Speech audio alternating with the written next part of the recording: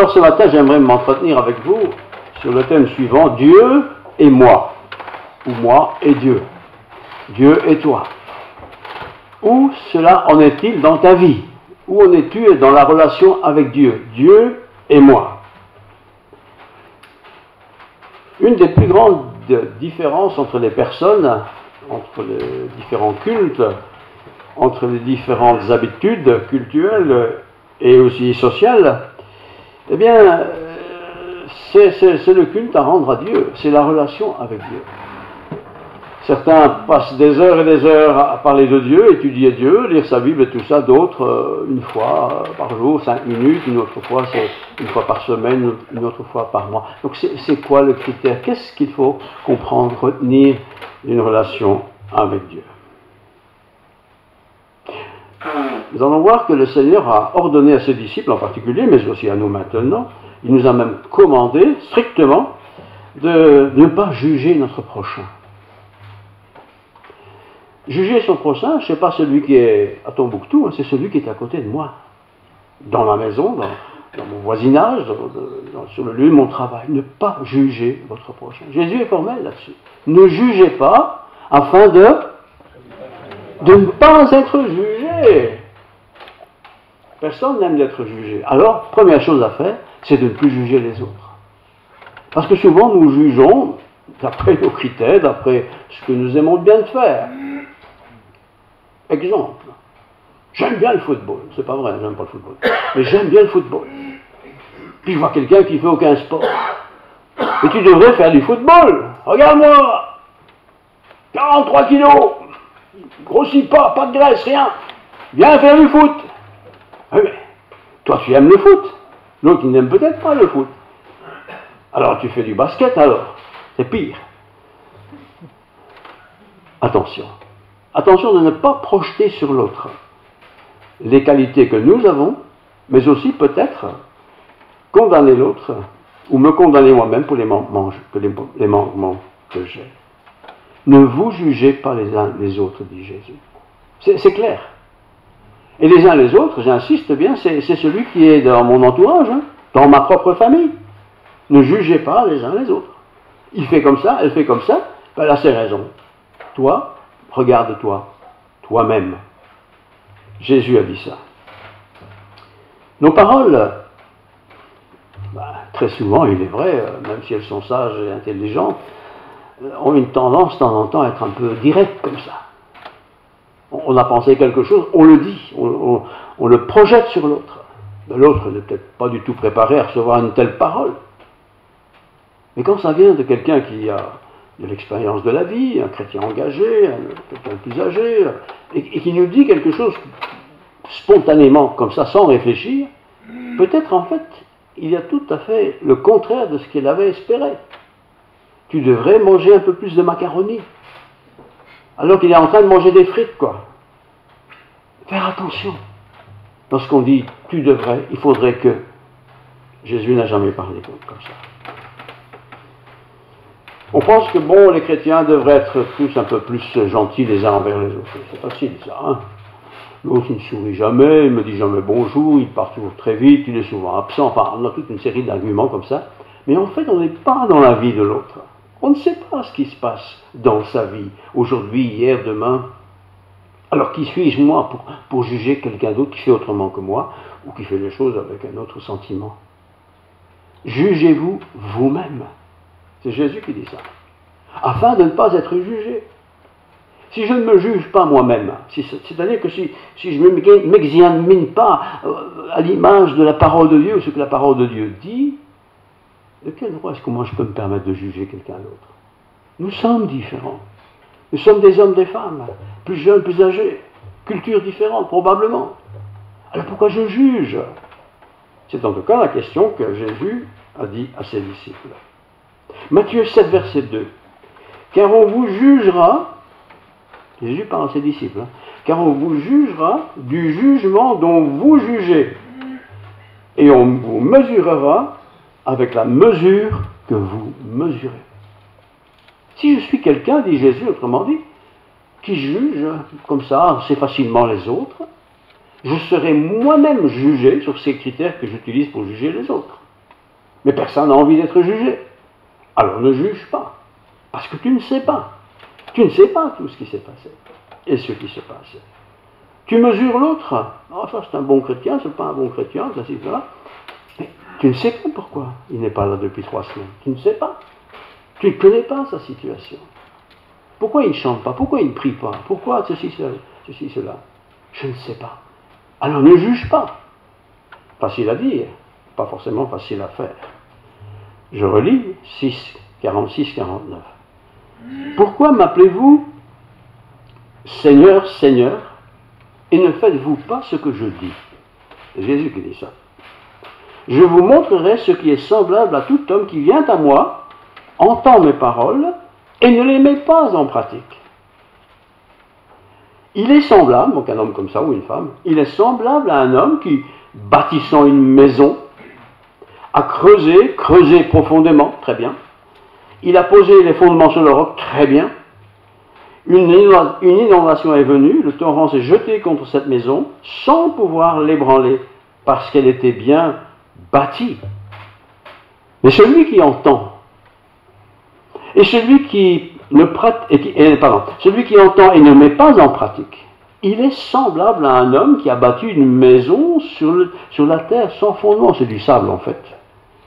Le torrent s'est jeté contre cette maison. Aussitôt, elle est tombée, la ruine de cette maison a été grande. C'est Jésus qui dit ça. Et Jésus, vous le savez, il ne parlait pas pour faire du vent. Hein. Il était concret, pratique. Et il s'adresse là à ses disciples d'abord. Et il a sûrement répété les choses à plusieurs reprises. On juge si facilement l'autre. Je n'ai pas à juger l'autre. L'autre, c'est l'autre. J'ai à me juger moi-même. Et si je ne veux pas être jugé, je ne juge pas l'autre. Parce que dans le fond, je ne connais pas l'autre. Je ne sais pas qu'est-ce qui se passe dans sa vie aujourd'hui, hier, avant-hier. Je ne sais pas ce qui va passer demain non plus, d'ailleurs. Pensons parfois, quand une personne est en colère, ça se voit, elle est un peu énervée, elle est contrariée, on se dit, mais pourquoi cette personne est en colère? Elle est à l'église, elle est fâchée, elle m'a parlé un peu brutalement. Mais je peux peut-être réagir, mais je dois me taire. Parce que je ne sais pas ce qui s'est passé ce matin. Peut-être elle a cassé son plus beau perco, là, qu'elle vient d'acheter, quoi, avant de venir au culte. Et forcément, ce perco, là, la perturbe. Comment je vais faire maintenant sur mon perco? Et nous, on se permettrait de dire, bah, enfin, écoute, c'était pas sympa aujourd'hui. Ben non. Elle pense à son perco, quoi. C'est pas rien, hein, un perco. Mais quand même, sans perco, qu'est-ce qu'on fait? Surtout qu'on n'est pas seul. Vous voyez, nos jugements sont parfois si rapides sur l'autre. Et puis l'autre, bien sûr, je ne sais pas ce qui s'est passé dans sa vie. Je peux à la limite pas savoir ce qui se passe dans la mienne. Mais si ta vie est bien et bonne, contrôle-toi. Contrôle-toi vis-à-vis de l'autre. Je le dis et je le répète, nous sommes toujours rapides à critiquer l'autre, à trouver ses défauts. Très rapides. Le parking, par exemple. C'est un exemple tout à fait exemplaire, hein, c'est tout. Quelqu'un s'est garé un peu schif comme ça. Mais du coup, il prend la place de 2. Mais il n'y a pas beaucoup de place. Mais qui est-ce qui s'est encore garé comme ça? Alors évidemment, vous allez essayer de savoir qui s'est garé comme ça. Pas pour lui dire, parce que vous n'oserez pas. Mais vous allez trouver un responsable, il faudrait dire à ce monsieur-là, ou à cette dame-là, qu'elle doit mieux se garer. Ben, va le dire toi-même, puisque c'est toi qui l'as constaté. Ben moi, je n'ose pas. Vous voyez, c'est ce genre de choses qui parfois agacent, qui n'ont pas beaucoup d'intérêt. En fait, ils n'ont pas d'intérêt du tout. Mais qui mettent de la tension entre les uns et les autres. Tout le monde sait que sur un parking, il faut se garer à peu près raisonnablement. Je ne dis pas ça parce que c'est pas bien garé, je ne le sors pas moi, hein. Je ne le vois qu'après. Mais quand même, je suis sage. Je sais bien que je ne vais pas me garer pour la place de 3. Il n'y a pas beaucoup de place. Et même s'il y en avait beaucoup, soyons raisonnables, évidemment. On aime parfois acheter des journaux, très bien. On veut s'informer, très bien. Mais de quoi s'informe-t-on essentiellement? Bah, on s'informe sur les petits cancans du quartier, là. T'as vu Germaine, là? Elle se fait avoir, hein? PV, hein? Ça lui fera les pieds, tiens. Elle se gare toujours comme un pied, d'ailleurs. Et alors on jubile un peu. Parce que nous, on fait des efforts pour bien se garer. C'est comme ça dans la relation humaine. Et chrétienne aussi, hein? Ne pensons pas que nous sommes tous des super spirituels qui vivons sur une autre planète. On a bien les pieds sur terre, et on a, parce que nous sommes toujours des humains, cette fâcheuse tendance de voir l'autre. 2 Corinthiens 13, 5. C'est un verset qui est beau et très court, hein. C'est Paul qui a écrit ça, pas rien. Je dis pas rien parce que Paul c'était quelqu'un. Hein. 2 Corinthiens 13, 5. Examinez-vous vous-même. Prenez votre stéthoscope et regardez-vous comment vous êtes. Examinez-vous vous-même pour savoir si vous êtes dans la foi. Pour savoir si je suis dans la foi. Mais c'est sûr que je suis dans la foi. Moi je vais à l'église depuis ma naissance. Ah, mais tu n'es peut-être pas dans la foi. Ben, qu'est-ce que je fais à l'église alors? On se le demande. Je relis. Examinez-vous vous-même pour savoir si vous êtes dans la foi. Éprouvez-vous vous-même. C'est Paul qui s'adresse à une église qui est jeune, que Paul a fondée. C'est pas rien. Ça veut dire que Paul a remarqué dans cette église, il y a des problèmes. Il y a des gens qui examinent les autres. Non. Examinez-vous vous-même. Mets-toi devant une glace qui est transparente, enfin pas transparente, mais qui marche, qui fonctionne, et regarde-toi, pose-toi les bonnes questions. Examinez-vous vous-même. Je lis la suite, pour savoir si vous êtes dans la foi. Éprouvez-vous vous-même. S'éprouver, c'est se mettre à l'épreuve. 3 semaines que je ne l'ai pas vu à l'église, tu parles d'un chrétien. Pourquoi tu dis ça? Ah ben, moi je viens tous les dimanches, hein. Oui, mais pourquoi tu dis ça à cette personne? Tu connais sa vie, tu sais ce qui s'est passé? Ben non, mais ça fait au moins 3 semaines qu'elle est à l'hôpital. Oui, on doit s'éprouver soi-même, mais tous les humains sont comme ça, mais le chrétien ne devrait plus être comme ça, parce qu'il est chrétien, il a l'Esprit de Dieu, il a la parole de Dieu. Donc éprouvez-vous vous-même pour voir, voilà. Ne reconnaissez-vous pas que Jésus-Christ est en vous, à moins peut-être que vous ne soyez désapprouvé. Oh, mais Christ est dans ma vie, je l'ai reçu, j'ai été baptisé, tout ça. Mais examinez-vous vous-même. Alors s'examiner, c'est pas une fois par an, à la nouvelle année, hein. Tout le monde fait ça. Oh, je ne vais plus le faire, je vais m'arranger, ça va aller. Non, c'est pas... Examinez-vous vous-même. Mais qui va apprécier mon jugement? Si je l'apprécie que moi-même, forcément il va être à mon avantage, hein, ça c'est sûr. Donc, je dois le confier à quelqu'un. Je peux le confier à quelqu'un, mais le quelqu'un est peut-être pas très clair au sujet de cette affaire. Donc je vais le confier au Seigneur. Seigneur, regarde, tu sais que moi tous les dimanches je suis en retard. Et instinctivement votre cerveau va dire, ben t'as qu'à partir plus tôt. Mais je ne peux pas partir plus tôt parce que mes enfants ils sont pas prêts. Ah, c'est tes enfants maintenant, tu vas regretter tes enfants. Mais réveille-les un peu plus tôt, mais je ne sais pas, ils dorment tout le temps. Vous voyez, on cherche toujours une flopée d'argumentation pour ne pas se condamner soi-même. Et pourtant, hein, vous cherchez une preuve que Christ parle en moi, lui qui n'est pas faible à votre égard, mais qui est puissant parmi vous. La parole de Dieu, de Christ à mon égard, n'est pas faible. C'est pas rien. C'est costaud, c'est fort.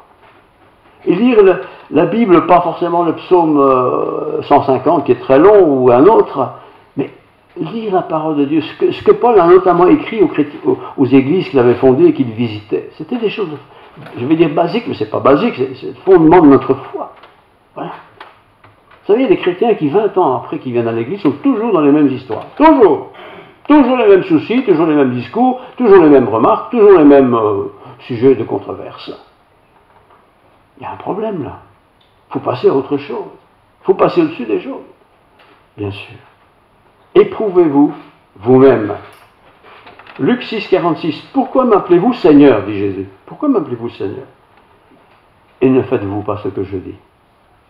Seigneur, bénis-moi. Tu m'appelles Seigneur et tu me demandes de te bénir, mais ça fait 30 fois que je t'ai dit que ceci ou cela. Et tu n'écoutes pas.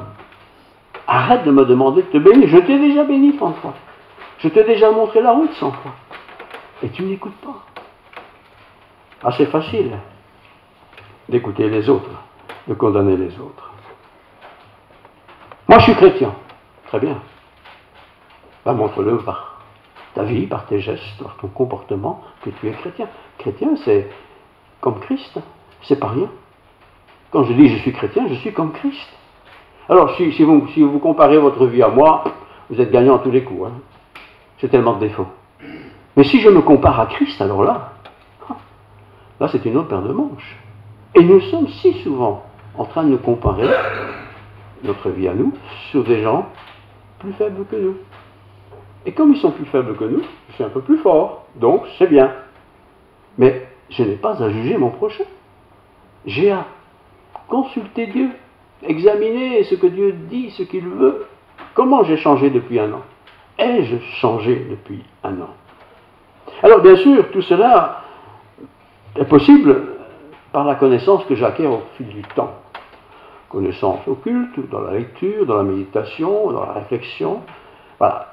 J'apprends petit à petit, je lis la Bible, pas toujours les mêmes textes que j'aime beaucoup, mais la Bible est grosse, hein, pour varier, des bons ouvrages pour nous aider un peu. Voilà. Ayez à votre portée de temps en temps un livre qui est un livre de mise en pratique chrétienne, pas à 100% parce que c'est un livre, mais quand même qui va nous aider à lire des passages qu'on ne lit pas, ou qu'on ne veut pas trop lire, et qui pourtant nous montrent comme nous sommes. Si je regarde un miroir, oh là là, oh ben mon Dieu, les cheveux gris, il y en a beaucoup, hein. Mais si ça fait 10 ans que je n'ai pas regardé le miroir, je ne sais pas que j'ai des cheveux gris. Au moins qui tombent dans l'évier, hein, je ne sais pas. Si je ne lis pas la parole de Dieu, si je n'écoute pas la parole de Dieu, je ne sais pas ce qui ne va pas dans ma vie. Et si même je le sais, je vais le taire, je ne vais pas en parler. Je n'ai pas envie de m'encombrer de paroles qui sortiraient de mon petit crâne. J'ai pourtant l'Esprit de Dieu. L'Esprit de Dieu a été donné par le Seigneur. Jésus, on pourrait dire, mais il est bien patient. Oui, il est patient. Mais il ne rejette personne. Rappelez-vous, 12 disciples. Et sur les 12, il y en avait un qui l'a trahi, c'est Judas. Est-ce que Jésus savait que Judas allait le trahir? Ben oui qu'il le savait. Il aurait pu dire, dès le départ, toi je ne te veux pas. Hein. Il aurait même pu dire, je ne t'engage pas parce que je te connais trop. Non, il l'a engagé. Il n'a pas fait de différence. Il n'a pas dit, ouais, toi tu vas faire les sales besognes et puis tu seras mon disciple, mais derrière. Non, c'était son disciple comme les autres. Et il n'y a personne qui est moins que l'autre. Mais nous devons nous considérer comme étant moins que l'autre. C'est différent ça. Non pas qu'il faut mettre l'autre là-bas sur la grande échelle, hein, mais je ne suis pas l'autre. L'autre c'est l'autre, avec sa vie, ses soucis, ses préoccupations, ses échecs, ses réussites. Moi aussi j'ai tout ça. Mais je n'ai pas à comparer leur vie à la moi et moi à leur vie, bien sûr. On appelait Jean, donc un des disciples, celui que Jésus aimait. C'est une phrase un peu bizarre ça. C'est dit, Jean, celui que Jésus aimait. On l'a un pistolet, hein, c'est clair. Quand un enfant dans une classe est aimé par le prof, tout le monde le sait. Hein, c'est le petit chouchou du prof. Hein. Peut-être qu'il est chouchou d'ailleurs, hein, mais peut-être il ne l'est pas. Donc ici, Jésus aimait particulièrement Jean. Et Jean est d'ailleurs toujours très proche de Jésus physiquement, il était près de lui, sans doute qu'il lui a posé des questions, ou, je ne sais pas, enfin, il était près de Jésus plus particulièrement que les autres. Les autres auraient pu être un peu jaloux quand même. Hein. Ben, non, Jean, t'exagères quand même, t'es toujours à côté de lui. Moi, j'aimerais bien prendre sa place. Voilà. Jésus n'a jamais fait ça. Jamais. Un jour d'ailleurs, alors qu'ils étaient assemblés, terrible, donc les disciples, Jésus dit, quelqu'un va me trahir. Quelqu'un parmi vous va me trahir. C'est comme si je disais ce matin, quelqu'un parmi nous ici va mettre le feu au temple très prochainement. C'est pas ma femme, ça je le sais. Je la connais bien. Ben, ça pourrait être, je sais pas, Julien, tiens. Il sait où j'habite. Il connaît la combine pour arriver chez moi et va mettre le feu au temple. Mais non, c'est pas Julien. Julien va pas faire ça. Alors c'est forcément Frédéric. Hein. Mais non. On ne peut pas avoir des préjugés comme ça. On ne peut pas. Il ne faut pas. Et ça va plus vite que... Là, je vous donne quelques réponses des différents disciples. Hein. Je commence par Pierre. Pierre s'examine. Quand Jésus a dit « quelqu'un va me trahir », Pierre s'examine. Quelqu'un, parmi les disciples, hein. Pas moi, Pierre, quand même, je suis trop bon, moi je suis trop fanatique de Jésus, c'est pas possible. Et pourtant, il dira à la fin de son entretien avec Jésus, c'est tout écrit dans le Nouveau Testament, hein, est-ce moi, Seigneur, qui vais te trahir? Il n'était pas sûr, ça pouvait être lui. C'était pas lui d'ailleurs. Et puis il y a eu Thomas. Thomas était aussi dans la chambre, il a écouté les discours de Jésus à la fin du ministère. Hein. Voilà. Puis Thomas. Laisse-moi, Seigneur. Même si je mettais mon doigt dans le côté de Jésus, je ne le trahirais pas. Jésus sait tout ça. Thomas, viens, mets ton doigt ici. Il n'a pas mis son doigt. Et il s'est rendu compte qu'il était un grand pécheur. Jacques, bel épître qu'il a écrit, l'apôtre Jacques, hein, un homme du groupe qui a beaucoup souffert, un homme qui est mort en martyr. Mais avant de mourir en martyr, lorsqu'il a rencontré le Seigneur, après sa résurrection, il a dit, Seigneur, je doute que ce soit toi qui sois là devant moi. Avec d'autres mots, hein. Je ne peux pas croire que tu sois là devant moi. Pourtant, il avait vécu à Jésus. Il a suivi son histoire. Mais il a douté. Jean, celui que Jésus aimait en particulier, l'apôtre, celui que Jésus aimait, celui qui se couchait sur sa poitrine régulièrement quand ils étaient ensemble. Est-ce moi, Seigneur? Quand Jésus dit que quelqu'un va me trahir. Est-ce moi, Seigneur? Toutes ces personnes-là étaient sûres qu'ils auraient pu le trahir. Ils ne vont pas le faire, mais c'est possible. Est-ce moi, Seigneur? Est-ce moi? Judas, celui qui a vraiment trahi Jésus. Le coupable n'a pas pu rester dans la chambre haute. Il sentait bien que quelque chose se tramait dans la pensée de Jésus. Ce n'était pas comme d'habitude. Et il est parti. Et Jésus lui dit, ce que tu dois faire, fais-le. Et les autres disciples ont pensé que Jésus avait demandé à Judas de faire quelque chose. Va faire tes courses, quoi. Mais il est parti accomplir ce qu'il avait prévu. Même enseignement, même Jésus, même ministère, même miracle. Ils ont tous vu la même chose. Et ce Judas trahit Jésus. 1 sur 12. C'est beaucoup, c'est énorme. Alors quand je lis tout ça, vous pouvez le relire dans les évangiles, c'est facile. Je me dis, mais toi, donc moi, tu es si parfait que ça? Tu es sûr que tu vas rester fidèle jusqu'à la fin de ta vie, là? Avec toutes tes facilités que tu as, oui, c'est un petit peu gay, hein, c'est ton métier, vas-y. Mais si tu avais tous ces soucis, quoi, que beaucoup de gens ont, si tu, etc., etc., etc. Nous pensons souvent, nous sommes au-dessus de la moyenne, au-dessus de la mêlée. Éprouvez-vous vous-même. Belle phrase de Jésus.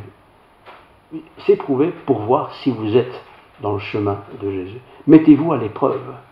Si je dis par exemple, moi je fais 1 km en courant en 36 secondes, vous me croyez ou pas? Vous ne me croyez pas? Bon, si je dis maintenant je fais 1 km en 3 minutes 50, bon, vous pouvez le croire, hein, à peu près. Je ne vais pas en monter, hein. Vous allez le croire, c'est possible. Tout le monde fait à peu près ça. Hein, je ne sais même pas si c'est vraiment comme ça. Voilà. Mais, en vélo peut-être. Oui. Voilà, il y a des choses comme ça qui sont évidentes, qu'on ne peut pas dire assurément, moi je passerai à travers les mailles.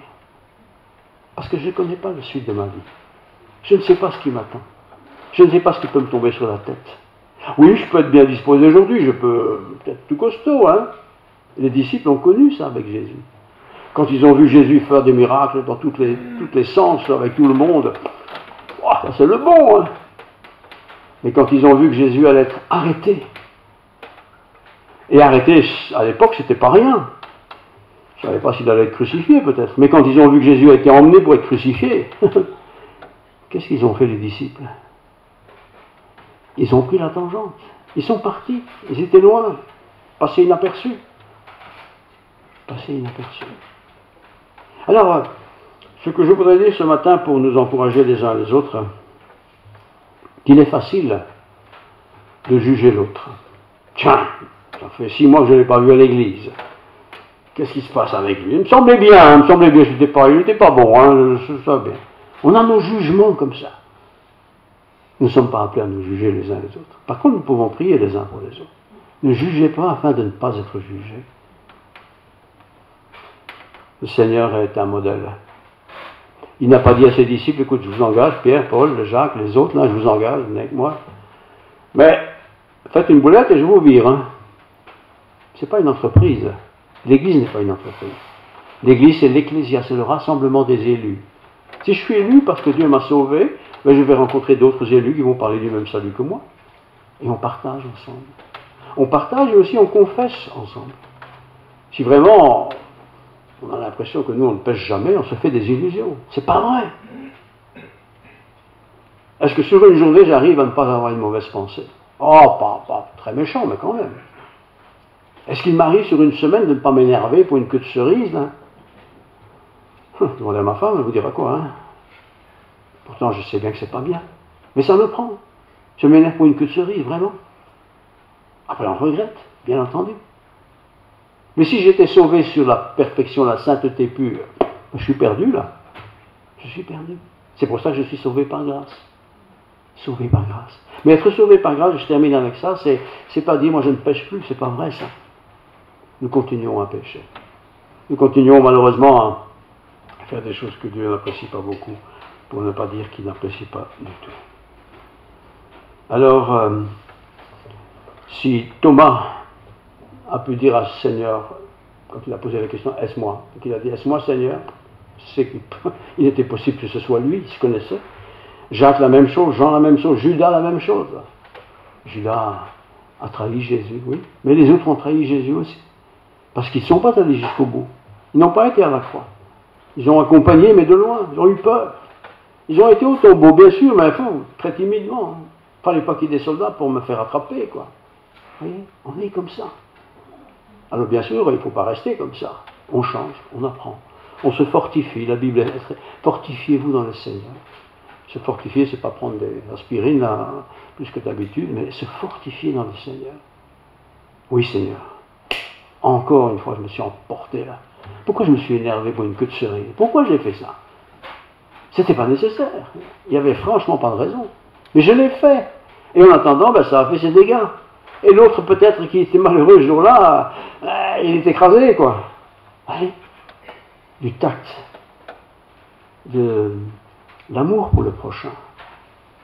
Ne pas juger. C'est des mots qu'on connaît tous par cœur, n'est-ce pas? Mais ils sont si souvent là. Pourquoi? Parce que Satan, qui est l'ennemi de Dieu, il rôde autour de nous. Pas pour tout le temps, mais il rôde de temps en temps autour de nous. Cherchant qui il dévorera. Qui va attraper? Satan ne va pas attraper celui qui a passé 2 heures dans la prière, a chanté pendant 3 heures. Satan ne va pas attaquer cette personne-là. Mais quand on était un peu à l'écart, on n'a pas été au culte pendant un certain temps, on n'a plus prié, on n'a plus chanté, enfin bref, on est un peu refroidi comme ça. Là, on est vulnérable, très vulnérable. Alors Satan ne dit pas, c'est bien, il ne va plus au culte, tant mieux pour moi. Non. Il sent que sa foi va un peu se fragiliser, s'affaiblir. Sa nourriture a manqué peut-être. Et je vais la voir. Et probablement, il nous reverra, sinon, si on n'est pas réentré dans la communion avec le Seigneur. Alors je termine vraiment en lisant Philippiens 2, 5 à 6, et ce sera la conclusion pour nous ce matin. Donc Philippiens 2, 5 à 6.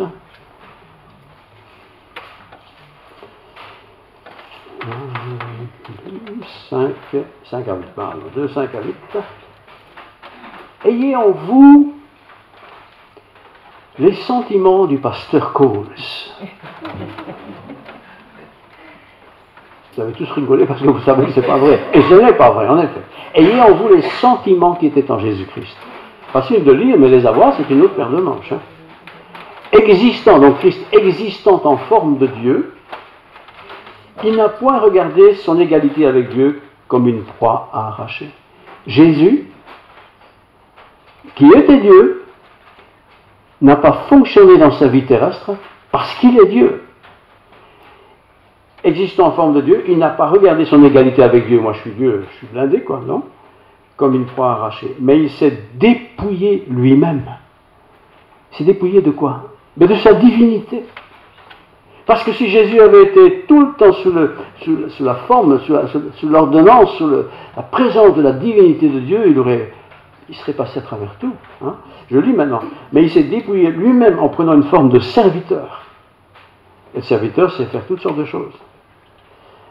En descendant, en devenant semblable aux hommes. Donc s'il est devenu semblable aux hommes, il est devenu comme tous les hommes. Sensible, fragile, il peut succomber sur le péché. Il a connu tout ça, Jésus, hein, tout ça. Mais il n'a pas succombé, lui. Il a paru comme un vrai homme. Quand il avait faim, il avait faim. Hein. Et moi, j'ai pas de problème à imaginer que son estomac est engrouillé, là. Et... il était comme nous. Hein? Vrai homme. Il est paru comme un vrai homme. Il s'est humilié lui-même. De quoi est-ce qu'il devait s'humilier? Il était parfait. Il s'est humilié lui-même. Hein? Se rendant obéissant jusqu'à la mort, même jusqu'à la mort de la croix. Alors je ne sais pas comment se terminera notre vie, c'est pas trop notre problème, c'est le problème de Dieu, mais être fidèle dans sa vie chrétienne. Et si on se casse la figure, ça arrive, parfois on a trébuché, on a fait quelque chose qu'on n'aurait pas dû, enfin bon, si ça arrive, c'est pas la fin du monde. Mais on s'arrête et on demande pardon à Dieu. Pardon Seigneur. Je me suis encore pris la tête, j'ai encore cru que je pouvais passer à travers cela. Pardon Seigneur. Et nous savons que lorsque nous demandons pardon, Dieu nous purifie de tout péché, nous pardonne et nous purifie de tout péché. Et puis on repart et on continue sa route. Et si dans 3 mois ça recommence, et je redemande pardon, quoi. Parce que nous avons un Dieu de grande miséricorde. Et comme je vous ai fait, faites cela aussi entre vous. On doit se pardonner les uns les autres. J'ai beau être pardonné moi, si moi je ne pardonne pas quelqu'un de ma famille par exemple, ça ne va pas ça. Exemple de notre Seigneur Jésus. Alors, l'ascension, parce que c'était la fête de l'ascension, le Seigneur est remonté auprès de son Père, les disciples sont restés, ils mourront plus tard dans la mort naturelle, mais l'ascension c'est de savoir qu'un jour je serai là où Jésus est. Comment ça se passait pour moi, je n'en sais rien, mais ça se passera comme Dieu voudra que ça se passe. Mais en attendant ce jour, je quitte cette terre, je veux essayer d'être un enfant de Dieu qui soit saint. Saint, c'est pas avec l'auréole, hein, mais saint, c'est-à-dire qui marche dans la vérité de Dieu. Je vous souhaite ça à tous. Soyez heureux, que Dieu vous bénisse. Prions. Seigneur, merci pour ta parole. Parole ô combien généreuse, combien à propos, fidèle, précise, pointue. Tu nous reprends de temps en temps, c'est vrai. Mais nous faisons confiance dans ta parole. Bénis-nous, Seigneur.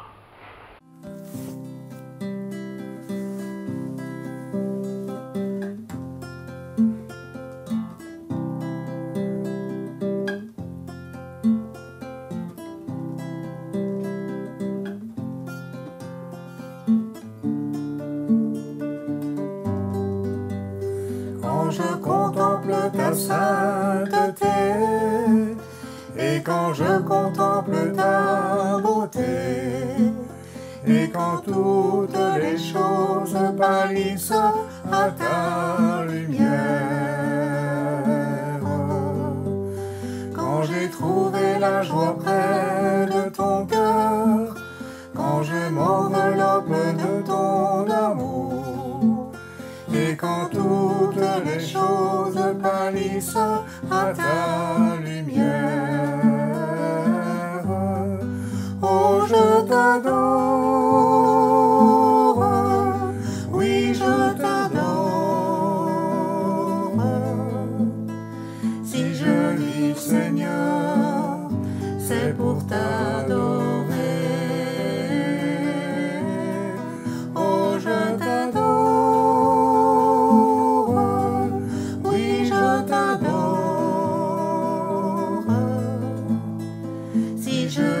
Seigneur, c'est pour t'adorer.